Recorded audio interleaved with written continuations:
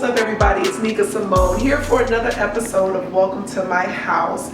We have a comedy vet in the game who has opened up their home to us. From culture classics is How to Be a Player, Baps, The Wash, Comic View, oh my goodness, Def Jam, you guys, Pierre. Hello there, hey, how you doing?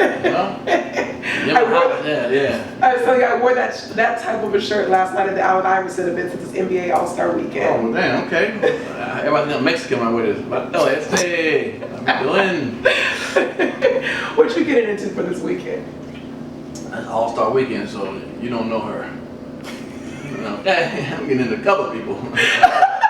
What it is, that's what they come here for. I got a lot of parties. My publicist got a lot of parties for me to go to. I'm about to be wore out, you know. So I got like 3 suits hanging ready to, be put on, and some casual stuff.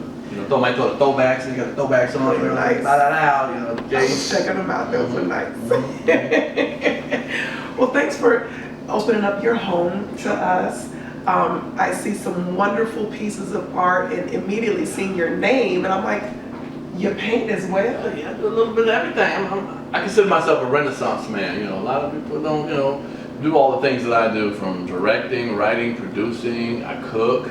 I like to ride my bike. I like mountain climbing.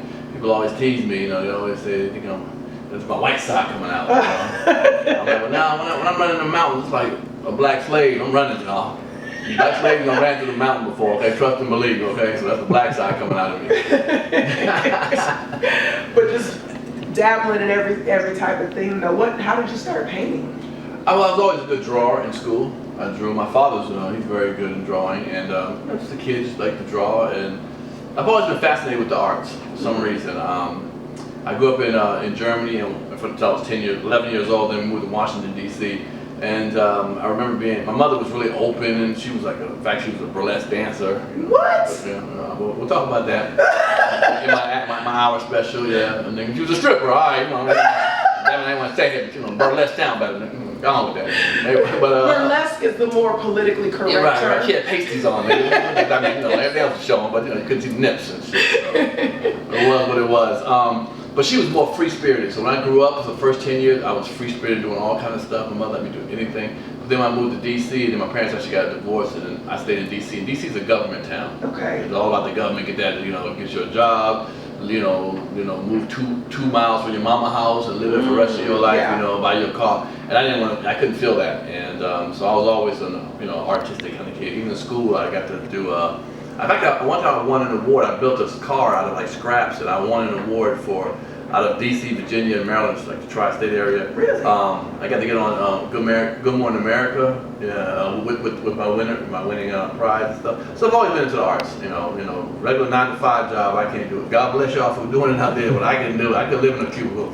Damn that. You ain't telling me what time I gotta go to lunch. I go to lunch, I'm hungry.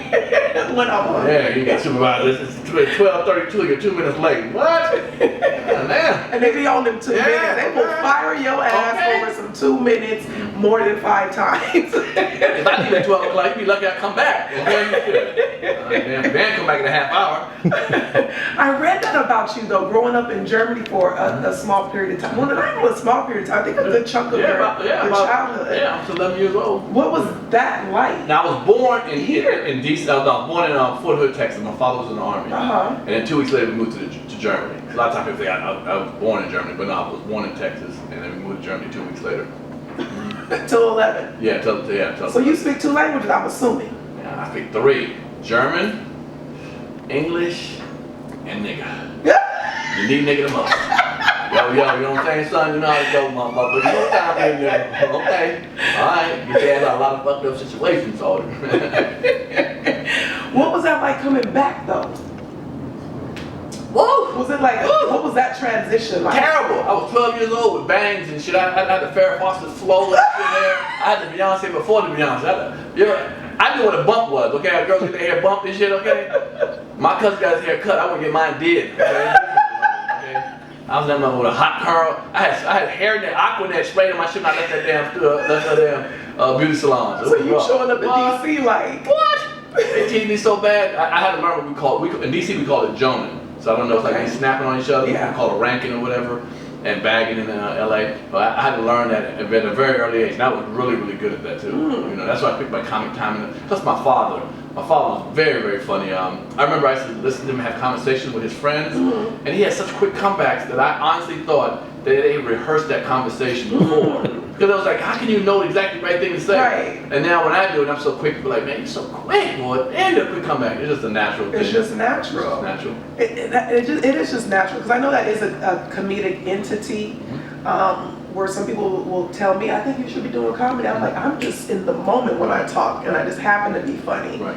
And don't let me be passionate about whatever it is you brought up. Right. It does just flow. But that is a comedic entity. You gotta be quick with them snapbacks. Oh yeah. You know, growing up, and then you say your mama white, right? Daddy black. I heard it all. So, I've been every color: white, yellow, beige, black, pea color. You name it. So I've had to learn, you know, how to Joan, and you know, growing up at a different time.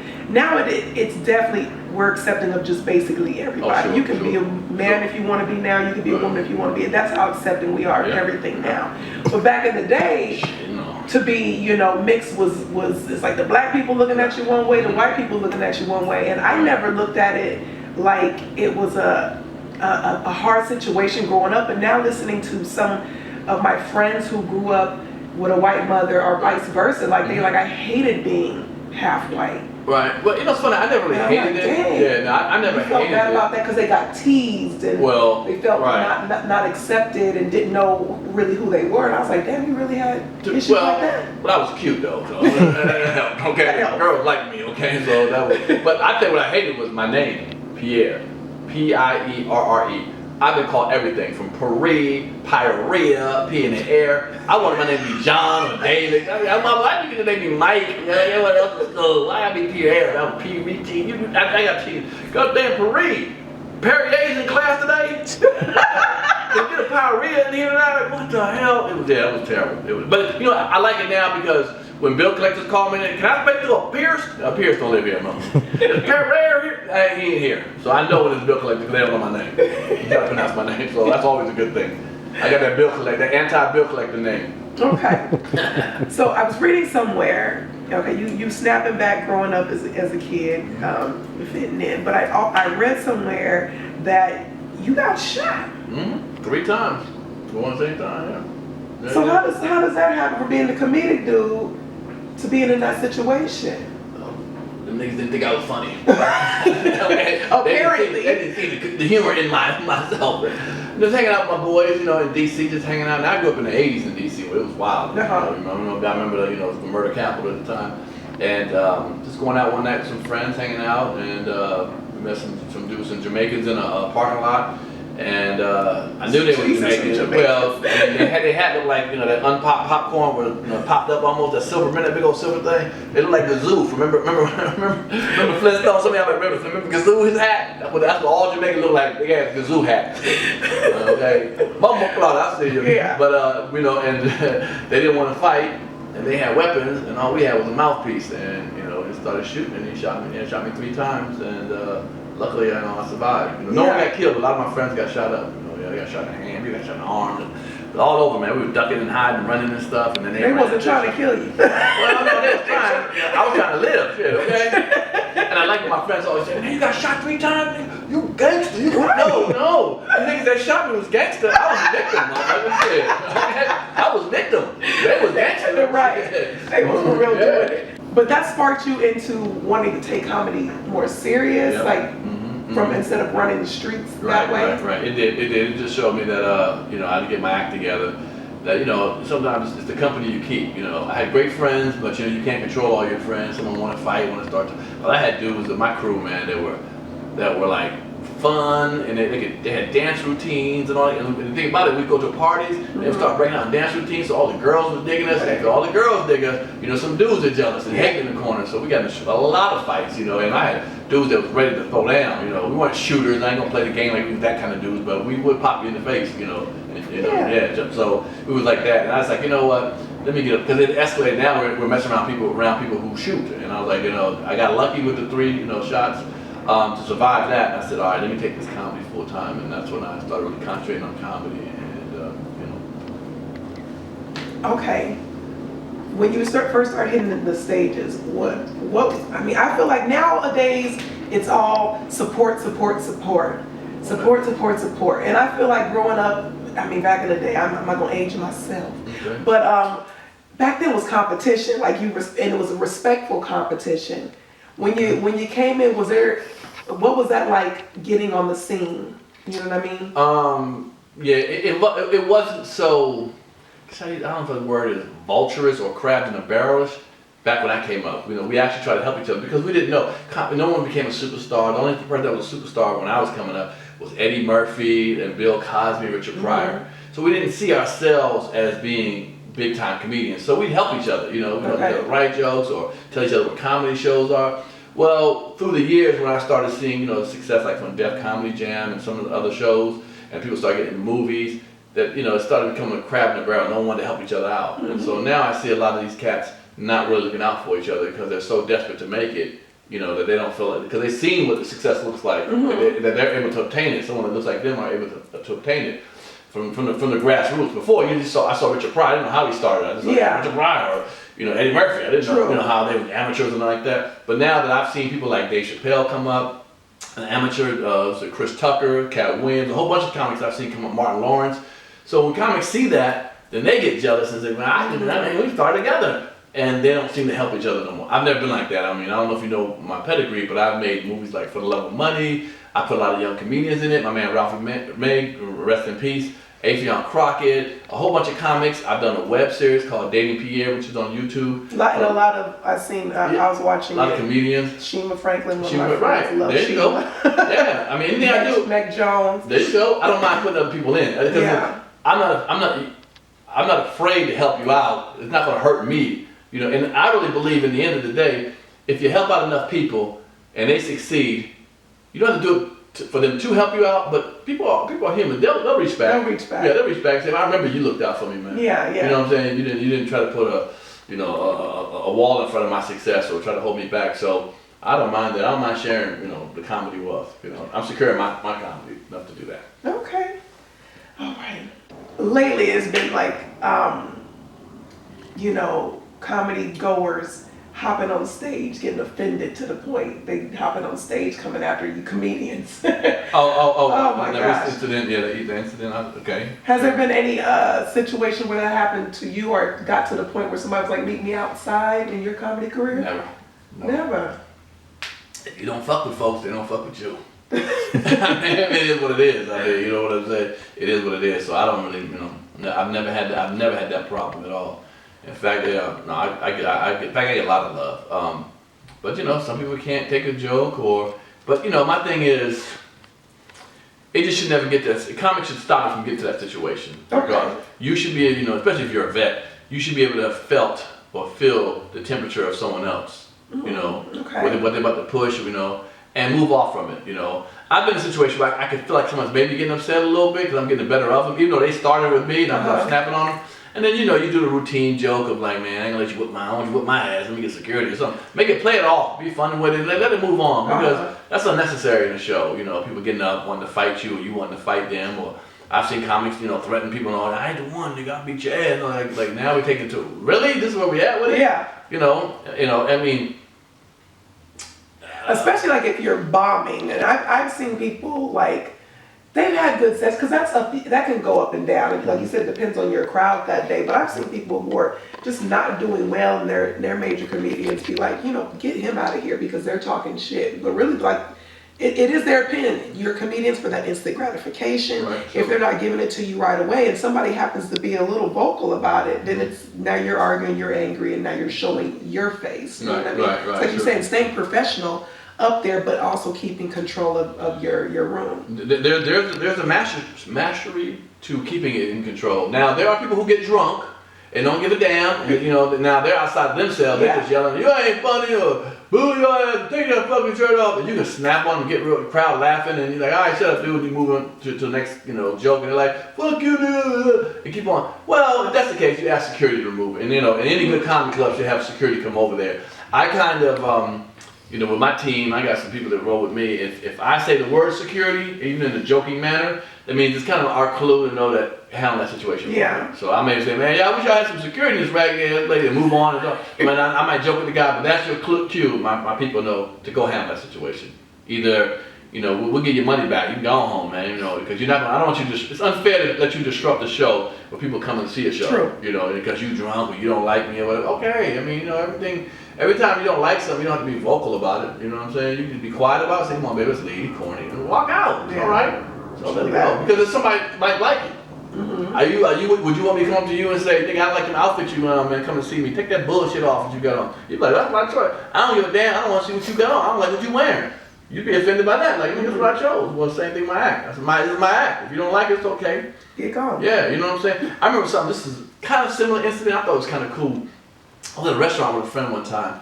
There's a foreign restaurant, and the food came, and the guy didn't like it. My friend didn't like the food. Okay. And so they asked for the manager to come over. And the manager said, what's wrong with the food? He's like, I don't like that taste. The manager said, okay, but what's wrong with the food?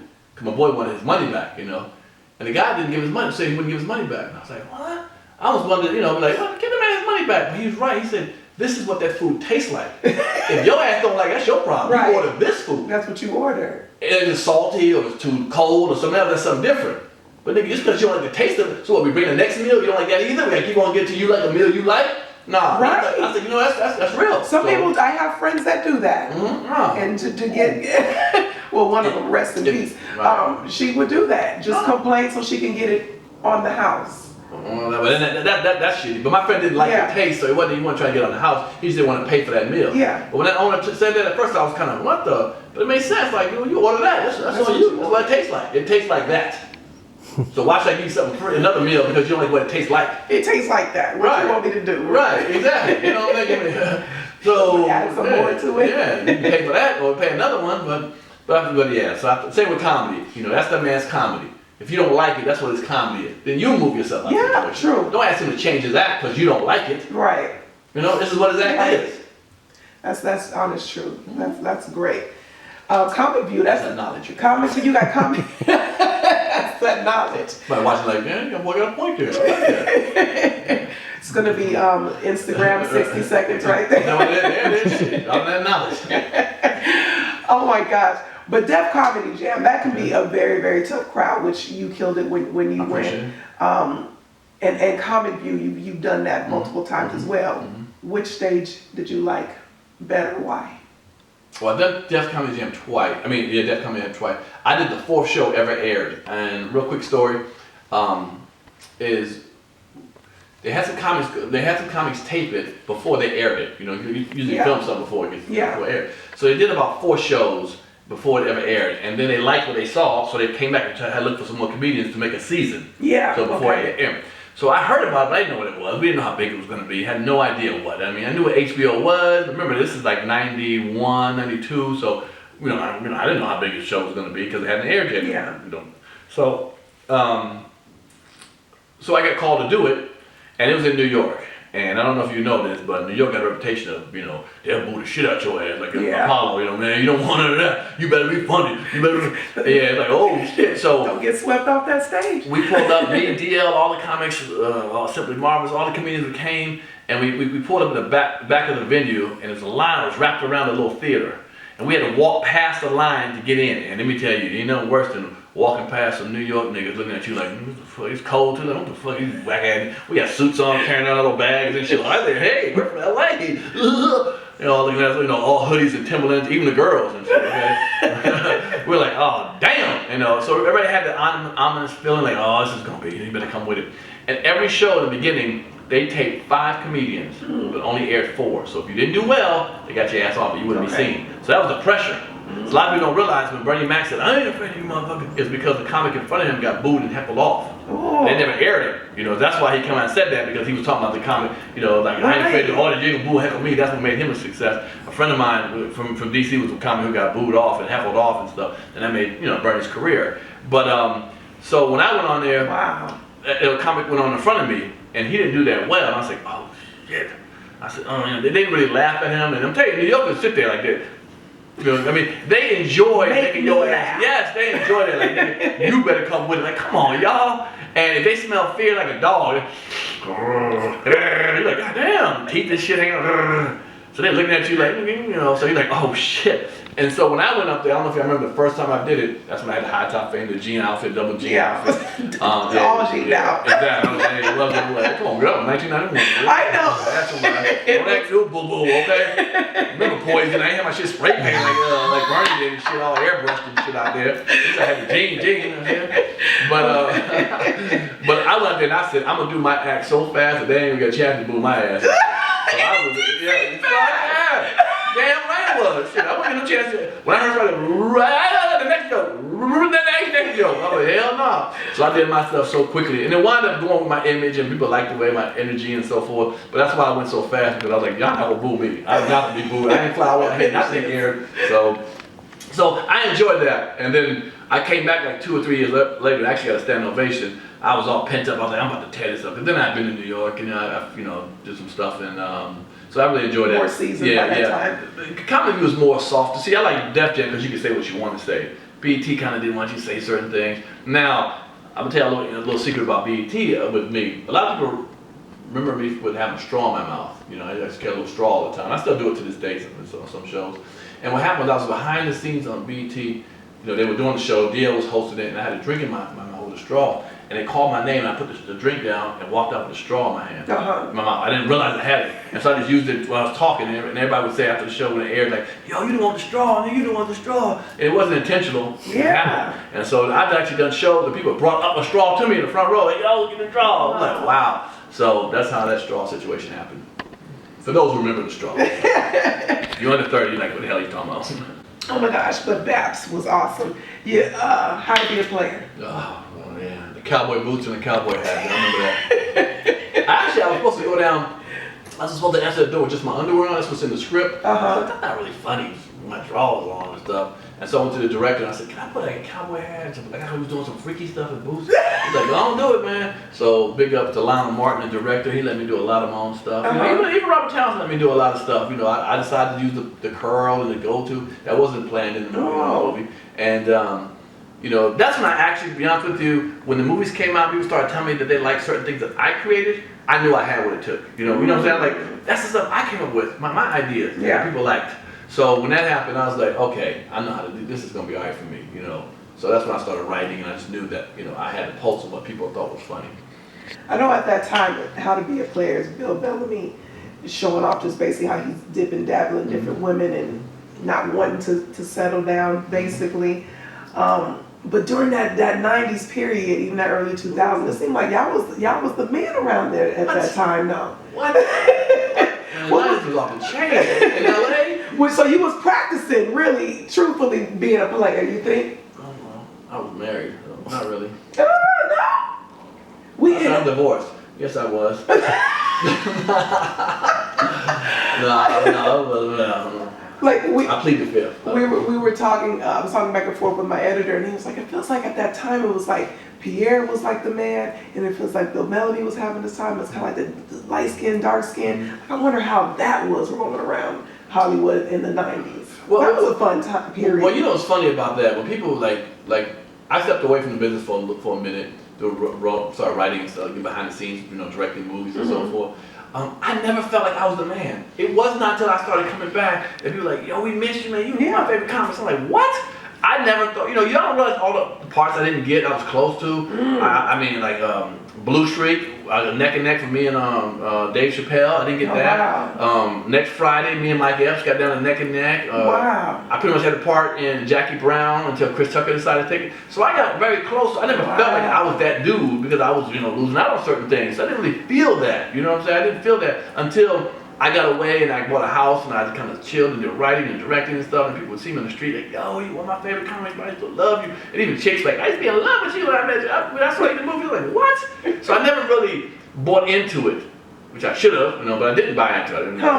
But well, yeah, but in this business, you don't need to be that humble. I'll be honest with you. You can be humble a little bit, but you got to act like and believe yourself is the bomb. You don't think Beyonce thinks she all that, and Jay-Z think they all that. Yeah. They can play the humble role they want to make it sound good, but they gotta have that tiger and you say, man, I am the shit. Yeah. You know, and I didn't have that in me, cause I was too humble, probably. You know what I'm saying? I had to be more. Now, shit, I know I'm the shit now. I see some of the shit out here nowadays. I'm like, yeah, it's time for me to return. So that's when I came back. So I got y'all this time. I ain't going a damn place, you know what I'm saying? So, back to the question you asked about light skin, dark skin. It's funny that, unfortunately, white people pull the strings in this business. And they have their image of what a black man looks like, especially if it's in a negative stereotype, dark skin, wide nose, big lips and shit, throw some dreads on, we scared, ain't scared. And we know that same look are some cool people in our neighborhood. Yeah. You know what I'm saying? Our cousins, our uncles, he ain't no damn fighter. Like, he gay shit with the dreads on and shit, big nose and shit, you know what I'm saying? We know that, okay? So being a light-skinned dude playing a hard role, trying to get some of the roles, because what they want is, they want it to be aesthetically perfect on that poster. So when you drive by and you see a black man and a white man, we know the comedy competent. Anything from Nick Nolte and Eddie Murphy, Martin Lawrence, and who we partnered up, like that white dude. I forgot. Yeah, remember him. Who else we got? Chris Tucker and Jackie Chan. When you see Kevin Hart and Will Ferrell, they want you to look at that. If you saw a light-skinned guy and a white guy, you're like, hold on, is that Mexican?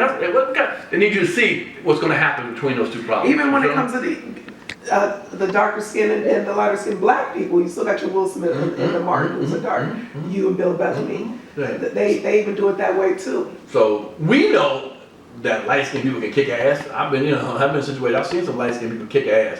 But Hollywood, it took a minute for them to come around. And now you see people like Terrence Howard getting, meaner roles and so forth. So that's a good thing. But yeah, exactly. So with that being said, it's not to be dark skinned to be considered a black man. Black men come in all types of shades. Yeah. We've been knowing that. It's finally that now we're starting to let the world know that. Yeah. Sure. It's opening up. It's getting just like why couldn't black women be dark skinned women be beautiful? So all they have light skin or medium, right? Or medium. Now we got the what's her name, Lupita. Yeah, Lupita. Like, thank God. Yeah, thank God they got people like her. You know what I'm saying? That people know there's dark skinned, beautiful black people. I remember I casted a movie For the Love of Money. I did a little hood movie. Some of y'all remember that movie. Yeah. And I was looking for a dark skinned girl to play the role. My girlfriend in it. I actually was going out, but the people came in to audition. We had low budget, so I had no big time stars be able to come do it. But the girls that came through that were dark skinned just didn't really do. They weren't good. So I didn't want to just put a dark skinned girl just cause. Yeah. She got to be good. Someone with a brown skinned girl who did a good job. That played Sasha in the movie. I don't know if you played it in the movie. But I was actively looking for a dark skinned girl to play. And sometimes I do skits. I just sold like 100 skits to Kevin Hart's company, and I put dark skinned girls in with my girlfriend and stuff. I don't see the, it's funny because a lot of times sisters think I only date white girls.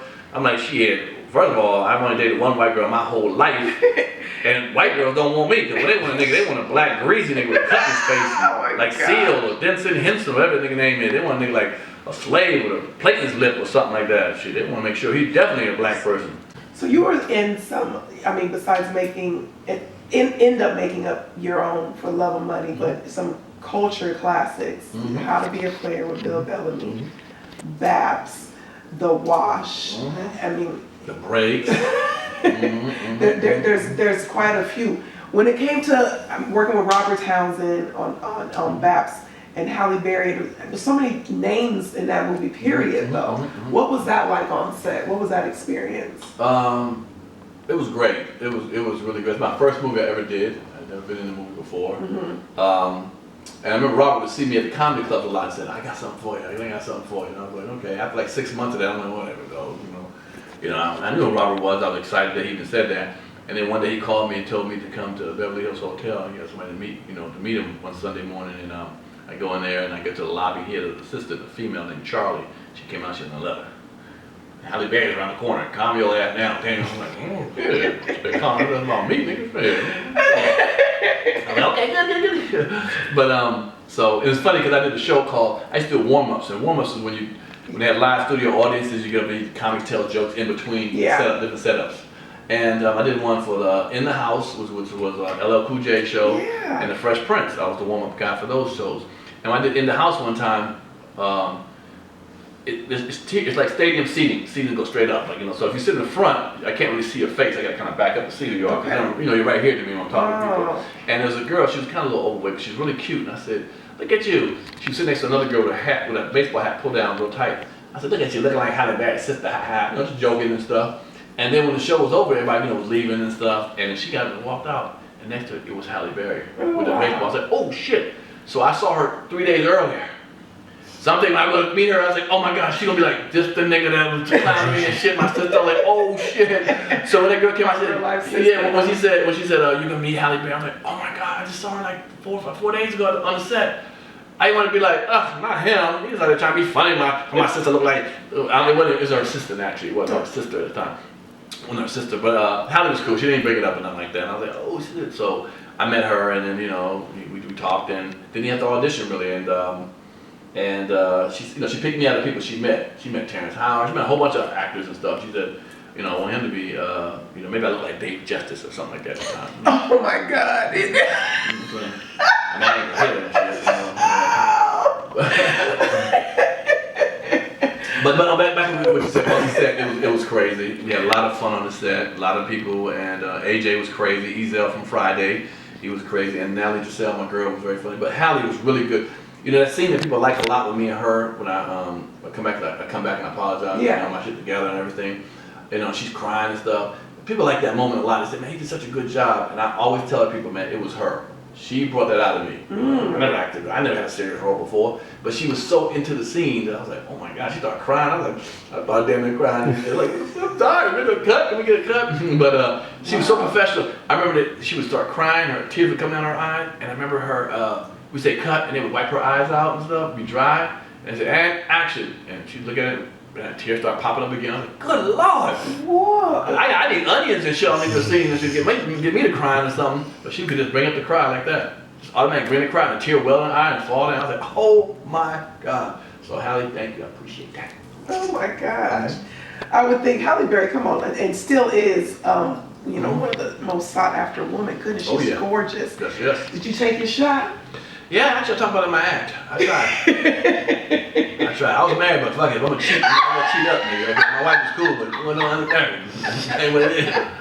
Okay. Bernie back as well. Bernie Mac? Don't say it. Oh yeah, Bernie was there. Yeah, Bernie was funny. Bernie was, but I had seen him. Well, I hadn't worked with him. I didn't work with him at that time. I think I did work with him. I worked with him in North Carolina on tour one time. But yeah, he was really an engaging, cool person, man. Some people try to say nice stuff about people who died. He was great, but no, he truly was a really cool guy. Okay. A really, really cool guy. You could talk to him, he'd laugh. He'd make you feel like he actually cared about you when he talked to you. I don't care.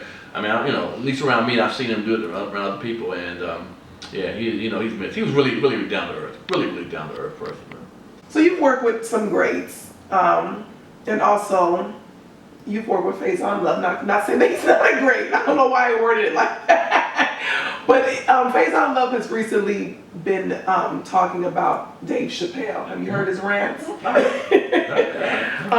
Knowing that you've known Chappelle, you've and Faison for years. Yeah, both of them came up in this comedy game with them. Is there some merit to what he's saying that black people wasn't really fucking with Dave back in the day, and Dave wasn't really funny? Is there some merit to it, or do you think he's hating? Well, one thing. First of all, let's say what it is. It's his opinion. Okay. We all are subject to our opinion. Some people like certain things, some people don't like. Some people don't like Gucci, some people don't like Louis Vuitton. I don't mean both of them aren't good situations. Now, the part about he's saying blacks weren't fucking with him.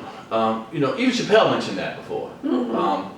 I think the blacks he talking about, Faison, was niggas, because, highly educated black people were fucking with Chappelle. Okay. You know what I'm saying? People who are more in the ilk of that kind of comedy. They're not the Def comedy, you know what I'm saying? Def Jam comedy. So, yes, as a whole, I would agree with Faison. Yeah, as Chappelle said, black regular niggas in the hood was not fucking with Dave Chappelle. His show, his first year, now he said his first year was whack, which I don't believe in. I disagree with Faison with that. But his first year was on Comedy Central, and black people don't watch Comedy Central. They weren't watching back then. You gotta understand, this is damn near, 2003 or something? Black people weren't watching Comedy Central, and niggas wasn't feeling Dave. They weren't looking at Dave like that. So that makes a combination. Yeah, they weren't feeling him the same way. It wasn't until the second season when people started saying, "Hold on, man, shit's getting," started word getting out. Yeah. Oh, that Charlie Murphy shit is funny as hell and stuff. All that other stuff. So they started, getting around with it. So for him to say the first year wasn't funny, well, that's his opinion. I think it was classic. He did a lot. Dave Chappelle did some classic stuff. It wasn't the typical nigga shit, even that I was in and shit. Kind of stuff that we do that most black people like. Right. The louder, crazier stuff like that. You know, so with that being said, you know, that's just his opinion, and I don't know if I'd say he's hating. It may come off that way, and I don't know. I mean, I'd have to talk Faison personally, you know, and Faison's cool with me as well as Chappelle's, you know, cool with me. I'm not a big proponent for airing out dirty laundry amongst black people, you know, out there that much. You know what I'm saying? Especially the higher up. Now, I'm not saying I have a problem with speaking on something, but to come from like a visceral reaction, like you're really pissed off on somebody like that, I would say I'm not really a fan of that. And unless somebody did something to me personally, you know what I'm saying? If I don't like you personally because you did something to me, I may vent then. You know, but I'm the type of dude, I'm a G. I'll step to you if you got a problem. Anybody in the comedy game know that if I have a problem, I walk up to you. What's the problem, man? I'm not gonna sit there and tweet it to other people and bullshit like that. By that time, yeah, the reason I'm tweeting is because I can't get at you. Okay, I'm looking for you. I'm looking for you. Yeah. So, you know, I'm not playing Billy Badass, but I'm a grown ass man. If you got a problem with me, you come bring it to me. But again, that was just opinion about his show. Now, I don't know if he has a problem with Dave Chappelle. Okay. You know, if he has a problem with Dave Chappelle, he should go approach Dave about it. But if he's just giving an opinion about what he felt, well, that's his opinion. You know, you gotta take it with the good with the bad. No different than your girl Monique. You know, she had an opinion of what she felt like she was worth, and you know, dragging black people up into that. You know, one thing she has to understand. That's my girl. I've known her for years too. Yeah. But I think it could have been handled a different way. You know, this way you frame stuff, especially when you want to drag black people into a scenario. You know, you're asking them for your help. You better frame it correctly because we've already been ostracized and put on the outside so much. You know, our little protests and our vote, we take it serious. You know what I'm saying? You know, when we start marching and stuff, this ain't no playtime. You know, if you want to join you, it better be some serious situation and shit. And you better frame it correctly for us to come and join you. And you know, you can't really go out and talk about some of the most popular black people out there, from Oprah, Lee Daniels, to Tyler Perry, who have huge amount of fans, and then say, them fans, come help me out now. You know what I'm saying? It's gonna limit your pool of people who are gonna support you. I would have took it two ways. One way I would have said, if they give me $500,000, I said, look here, if I don't like the price, I say, I'll be right back with y'all. Go and you put out a thing and say, look, to my fans out there, my babies, I guess, I want y'all to write to them and say, I'm worth more than $500,000. I want all my fans to write into Netflix and tell them that you think I should deserve more than that. If they see the influx of that, your support, then they may say, all right, let's renegotiate. Or second of all, how I would have handled it, again, it's me, not Monique, I would have took the $500,000, would have did a concert, and I would have apologized to Tyler, only in the concert, Tyler, Lee Daniels, and Oprah in a funny manner. When you can say, my mama thought I was crazy. You know, she's like, baby, I can't support you on hating Oprah. You know, she damn near tried to ostracize. Whatever you can make it funny. That crowd there would have, first of all, applauded you because we don't like each other being beef with each other. They would have applauded her. Then the word would have got out by the time she heard Netflix special that she apologized. And people wanted to watch to see the part she apologized. Yeah. So now all her viewers, which they think she only gets like 300,000 views on her project, probably would have been 1 million views to see that and hear that. Then she'd have made it with them people, whatever beef they have, because she should have said, I should have went and talked to them personally instead of put it out there, public. I don't think she sees anything wrong with what she's doing. Okay, well, that's her opinion. Because that sounds, yeah. But look at the game. She would have made it with them people. Yeah. They might have considered another situation for her. Because you can always resolve something. You should be able to always resolve something. We should be able to sit down and resolve something. Then her fans would have been like, you know what? I respect her going and apologizing in front of everybody. We with you now, girl. Netflix would have saw her numbers rising and said, next time she negotiate, we'll give her more money. Now look at all that win-win all the way. Because where she's at now, she's not getting on Netflix with that. I don't think so unless Netflix comes out with some hate bills or some money. But it's such a bad thing. And I understand her fight. I understand what she feels, She has a valid point. She feels that she needs more money or we should get more money. But it's the way you frame it, and she framed it in a way that's not seeming to work for her. Now she lives in a glass house, well I don't say glass, but tunnel vision where she's hearing she did okay. I don't know if she really understands how in the bigger volume, people are not appreciating it. Yeah. Now your 200,000 fans that hit you and say we love you, that's fine. But what about the 5 million that say, bitch, you crazy? Yeah. We ain't fucking with you no more. You crazy ass. Is it worth it? If she does, if it works out for her, God bless her. But I would take another situation. That's just me, another way to do it, I'd have snatched that money and apologized. You know what? Because at the end of the day, what's wrong with apologizing? There's nothing wrong with apologizing. No, you can apologize about putting your shit out in public, not apologizing for what the problem is between us. Okay, what actually happened. I'm gonna talk to you about that, but I apologize how I went about it. You know what I'm saying? Okay, yes. So I'm not saying she has to apologize for what happened between them, but apologize how you approach it in front of calling her a bitch, suck my dick and all that stuff. Okay, well, you know, all right, you bitch, yeah. Well, Monique probably put me on some shit. You gotta call your friend Pierre. No, shit. Her and Sydney doing it all right. They doing their thing. But I want to see her shine again because I like her. That's my friend. She's a friend of mine, and it hurts me to see her getting kicked around like this. But again, you know, you lie, you make that bed, you gotta lie in it. So you have your book Mm-hmm. that you made. 100. I made. I got a print shop in the back and shit. I wrote that motherfucker. I didn't make it. It's late in the interview, y'all. It's getting late in the interview. My 100 homies and phonies of Hollywood, and the different pictures in here. You got your Chris Rock. You have. Is that Eminem? Mm-hmm. Oh my gosh. Who is this though? That's that dude, you know, the Adam's apple. That man. With the talk show. That dude. RuPaul? No, Wendell Williams. You don't know Wendell Williams? Wendy? Wendell. That is so damn funny. Because I was saying,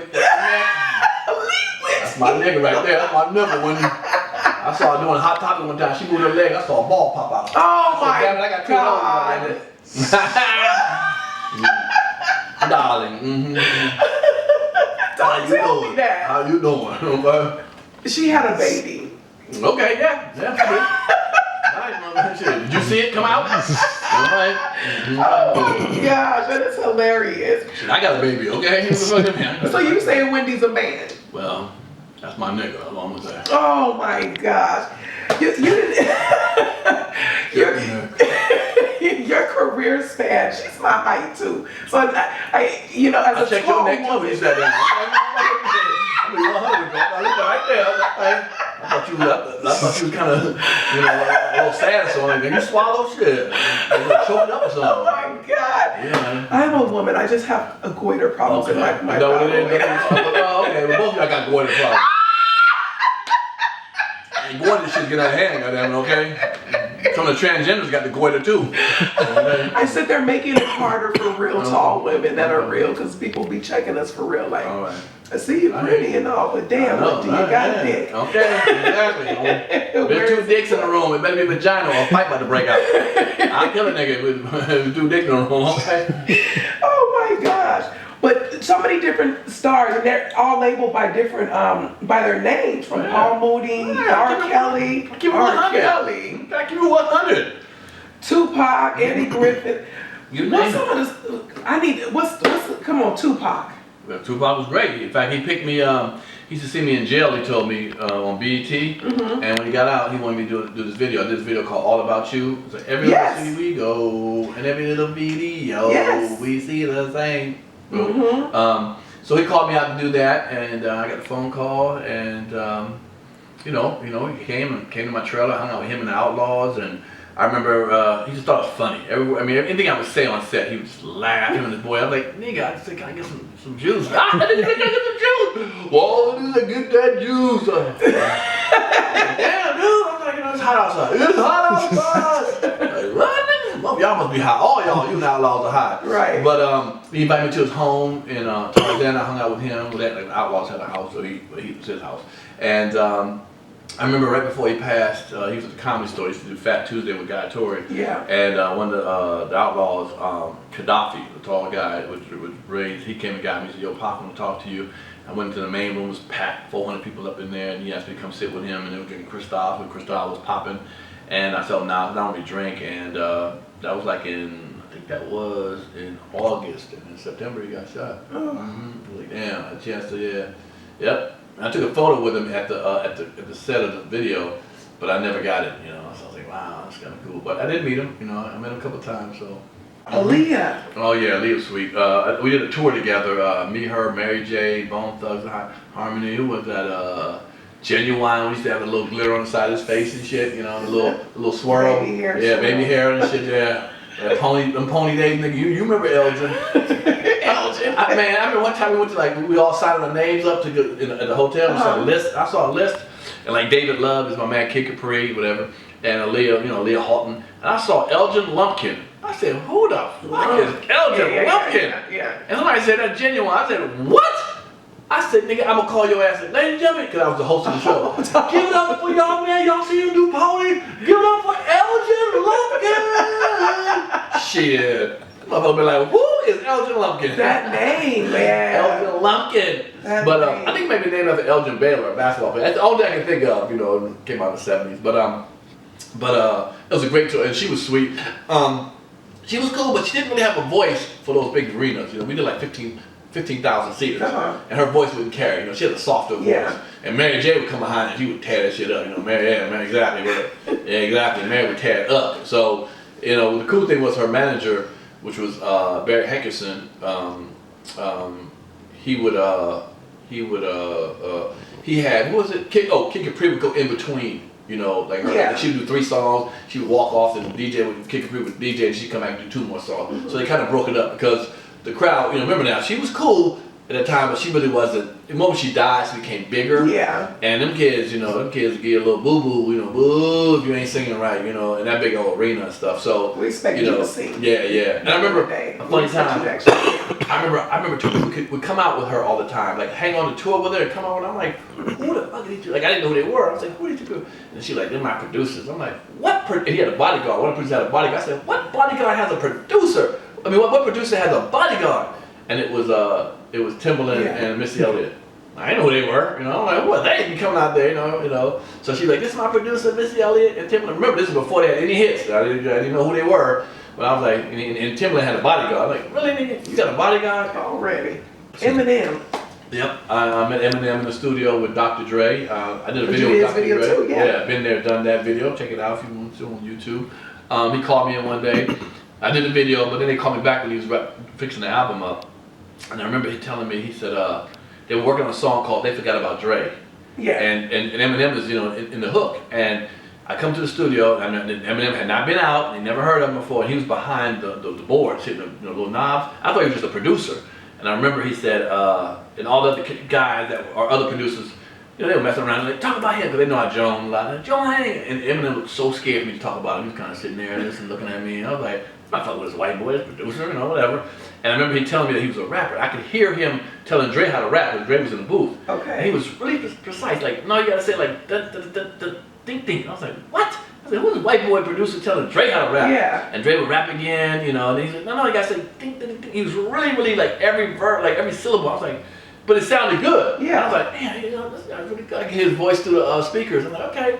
And he was telling me he was a rapper, and he had just did House of Blues, and they booed him and shit. And I was like, yeah, well, you white, shit. They boo white people, in Philly. She's in Philly at House of Blues. And a couple months later, my name just came out. I was like, that's the white boy from the studio. And the next time I turn around, I can't get nowhere near Eminem. How you doing, sir? Remember me? I was the one not going to snap on you. I wasn't going to joke on you, sir. Oh, man. Exciting. That's a long, exciting career. I mean, goodness gracious. It's in the book, so cop it, man. Yeah, it's there. Show me cover, man. Yeah, boom. My 100 Homies and Phonies of Hollywood. O.J. Simpson.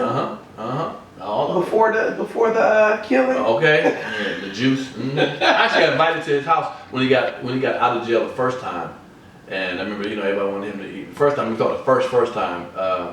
I remember everybody wanted me to go over his house, and a friend of mine who was a security guard, or a policeman at the station in sheriff in downtown Halle, and he's like, man, OJ wants some friends around to eat and stuff, do a celebration. I was like, so what y'all having? He said, we having turkey, either pre-cut turkey. I can't have this nigga having a nightmare. I seen his work, okay? I seen his work. So he's precise. Yeah, a little messy too. Oh yeah, a little cut. Oh man. Somebody cut for OJ. He needs sliced ham and sliced turkey. Okay, so what's next? What's coming up next for you? We shooting any specials? Oh yeah. We got. I'm doing my first hour special in Hollywood. I'm pretty excited. Your about first? My first hour special. Yeah, I've never done an hour special before. It's time. I've seen some specials. There's been some good ones, and then I've seen some specials where it's time for me to get my special out there. Okay. Let's be real. Okay. Yeah, so I'm excited. I'm excited. I got a lot of stuff. In fact, it's funny. When I thought about doing the special, I had to get rid of half my act because I was just really like saying, okay, half of it, it's not really saying nothing that I'm trying to say right now. So I got rid of it, and I kind of came up with an idea to do my stuff in chronological order from when I was a kid to when I'm grown. Never seen anybody do that before. And to every story have stories. And I started doing more stories because people like stories. So I started getting into some stories. I used to just tell quick jokes. But then I said, you know what, let me start getting into stories. And people are like, you do stories. I'm like, really? Like being shot at McDonald's, that was a story. So I have actually stories that could take like 5-10 minutes, you go with it. And I did a show recently, I did like 45-minute set, 45-minute set. And I did 5 stories in 45 minutes. I had to go rolling throughout the whole thing. So I was like, that's pretty cool, just do 5. Instead of worrying about 30 jokes. Your life. It really is, and I didn't really think that it would be, I used to do a lot of observational jokes, Have you ever seen people like this? You've been to the mall and seen this, But I had stories that I would tell girls on the phone, and they'd be cracking up, like, man, you're so funny. I think that's just something that happened in my life. It's not really a comedy story, But then I started thinking, hold on, let me try that. So I went on stage one night and said, I was scared too. I was like, let me just talk about my life, some real stories, See, the stuff I tell, people on the phone that crack up. I said, let me try that. And I tried it, and people started laughing. I said, hold up. Y'all are laughing at my stories? You just gotta make, certain things a little more funnier, but, just keep working on it, and now, man, I love it. I love it. And you had a fear of it at first? Yeah, because I didn't know, because this is something that a lot of black comics, I'll tell you a little secret, there's a lot of black people, a lot of black comics are what they fear. They fear silence. Okay. Because they feel like when black people aren't laughing, they don't like us. They're not enjoying the show. Okay. And that's not true. When they're not laughing, sometimes they're listening. Yeah. You don't want them talking. Now, if they talking, now you lost their asses. People talking in the back, whatever. But when they just quiet and you tell them a story, they listen. It means they're engaged in your stories. Yeah. You know what I'm saying? So it's okay to hear silence. I tell the comics all the time, like, don't worry, because a lot of times, us black people, we are so hard on each other when it comes to entertainment. You know what I'm saying? We always got a cousin that's just better than your ass and shit, no matter what. Singing, dancing, man, my cousin's better than that bullshit. My aunt funnier than his and shit. So we put so much pressure on us, so much pressure. That's why when black people normally succeed, they're so talented. They're so talented because they have to go through all that shit. You gotta, you be a comedian or somebody, an actor in a movie, that nigga can sing, dance, act, file cabinets and shit, build houses and shit. Like, damn, this nigga do a lot of taxes. Shit. Okay? we by the time we make it, we have, been through the gamut of how we are and all that pressure on us. And, it's just what it is. So, a lot of times we fear that, and that's why we're so boisterous and trying to, keep y'all, going. But I said, no, just y'all sit and listen. You got some funny stuff to say. You know what I'm saying? You ain't got to be up there doing a minstrel cycle, tap, dancing and flipping and pulling and yanking on yourself and shit. So, and for some people, they like that kind of stuff. But at the end of the day, I'm trying to find my own audience. Audience that wants to see me. I don't care if you're a ex-comedian fan or ex-B comedian fan. I need to be my fan. At the end of the day, just like and I did an example like Kevin Hart. Kevin Hart has Kevin Hart fans come to see him. If you don't like Kevin Hart, don't come see him.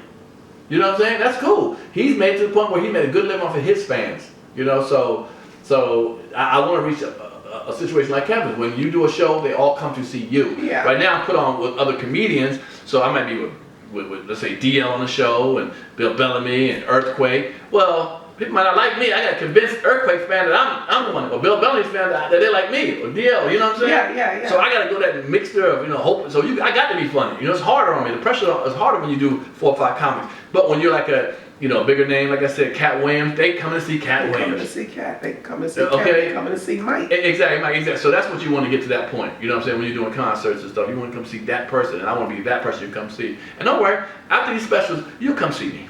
I can't wait to hear, especially about the burlesque mama. Oh yeah. I've delved into some situations. It's so funny that a lot of times I tell people these stories, like, I didn't know that about you. I didn't, like I said, being shot. Some people didn't know I was shot before. Just a lot of stuff I'm revealing that is really cool and just just funny stuff. Some of it's painful, not painful like it still bothers me, but like I went through some pain when I was going through that as a young kid. And now you can laugh. I saw my mother cheating and shit, I'm a white shit, I'm a black man, I'm talking to your mama like, what the fuck, ain't daddy? Shit. That ain't got no mustache, no beard, but hey, your mom tell you, you ain't seen what you think you saw. Okay, I'll tell you what I did see. I saw a new bike, a new football in the goddamn Christmas tree. Why you at? Yeah. Right. So since what I didn't see, I'm gonna tell you what I do see in my future. Shit, but so yeah, it's all good. So what was we going chronological order up until today? Talking about different stories of everything from growing up in Germany with my mother, moving up with my father, moving to Washington, D.C. from the hood. You know, you go from Germany to the hood, shit. That's like Sound of Music to Boys in the Hood. Woo! That's a whole different thing. You got grass in your front yard to cement in your front yard. There's a big difference, okay? Yeah, okay? That's shit. Okay, the hood is there, yeah. So, but then going there and going to, you know, Hollywood and trying to make it and quitting my job, had all kinds of jobs and stuff, and so many funny stories, being married and getting a divorce, and then, you know, getting in movies, and then, you know, getting out here now, dating, and the dating scene is, woo, it's totally different. You know what I'm saying? It's totally different. I remember you said to actually talk to a girl. Now you can be like this for 6 months and never said another word. Okay, yeah. So yeah. So with that being said, and then I'm gonna do another hour about racism, about race, and I think I have one of the coolest perspective on race because being black and white, you know, I've been on both sides. I've seen, you know, how white people act. You know, I've had white people think I'm cool enough to tell me black jokes and shit. You know, like, no, cracker, that ain't funny, you know what I'm saying? Yeah. And I've been around black people where they talk about white people, like, nigga, that's fucked up, you know what I'm saying? So I've been on both sides, you know, and get the perspective. And at the end of the day, like I was telling you earlier, man, you know, we all want the same shit. I don't care, black, white, straight, gender, Asian, yellow, you know, Mexican. We all want happiness to raise a family and make a good living until we pass away. True. That's what we really, at the end of the day, we really want. Everybody's not trying to be a baller and trying to do negative stuff. We just want to have a nice, majority of people want a smooth living. And you know, and it's the machine and the people that makes us fight against each other when we shouldn't. You know what I'm saying? We hate each other sometimes. We never met each other before. Say it. You know what I'm saying? So, you know, that's the thing. I want to break down some of those barriers in my my special. So I've seen you have, you know, your opinion on the social media comedian, basically, and the fact that they're being called comedians. Do you feel that now BET had the first social awards? Basically recognizing what the social media influencers do. No problem. Can we add them to the name of comedian? Sure. I mean, you know, there is BMWs and then there's Toyota Corollas. Okay. You know what I'm saying? There's Bentleys and Corollas. There's still cars at the end of the day. You know what I'm saying?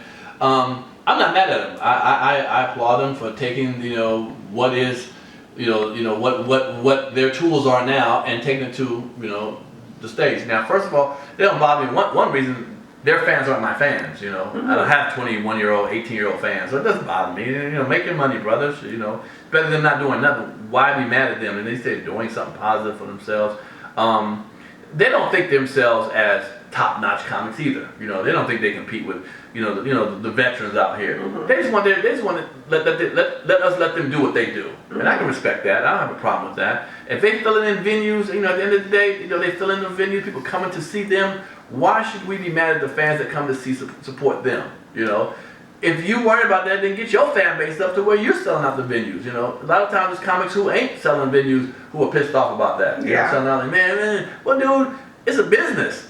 You know, if it's 5 shows and there's 200 people in there per show, you need to be able to get 1,000 people to come to see you. If you're only getting 300 people to come see you, and this guy here, Racky, or whatever his name is, he getting it packed in, it's a business. Yeah. This man got to keep his lights on, the club owners, you know? So why are we mad at that? It's just another form of comedy.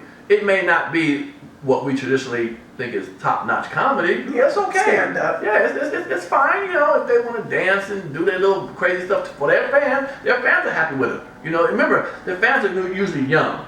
And it's almost like being mad at now-laters. Okay, I can't chew them no more. My teeth ain't right for them shit, but they ain't gonna stop making now-laters. There's some kids that want now-laters. Why should I be mad at now-laters? You know? It ain't my thing. Let me move on. But I wouldn't be mad for companies making now-laters for the next kids. So they don't bother me at all. I mean, I applaud them, say, go on, young man, young lady.